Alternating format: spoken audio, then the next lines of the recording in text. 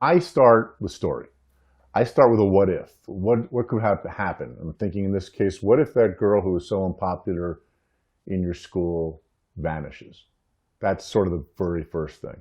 Second thing I start thinking is who's going to tell the story? Is it going to be somebody who is normal or different or, male, female, old, young, whatever it is? I start putting together the pieces. And in this case, I thought about, what about this kid who would also sort of feel alienation, who would come out of the woods at the age of 6, knowing nobody, knowing nothing about his background, and 30 years later still not know where he came from? Wouldn't these two alienated people have some kind of kismet, some kind of thing going on where one searching for the other would be something that would be interesting to kind of follow. I also try to learn about him as I go along. I really do think of that iceberg effect where you're only showing a little bit, but there's a whole world underneath. I don't think about it beforehand though.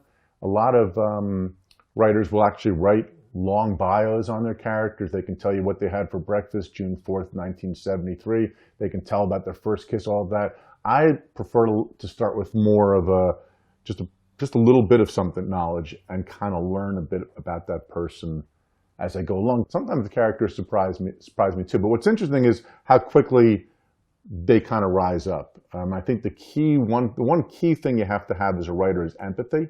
You have to be able to get, it doesn't mean you're a good person, not necessarily in that way, but empathy in the sense that I can get into all these different people's heads. I can see and understand their perspective.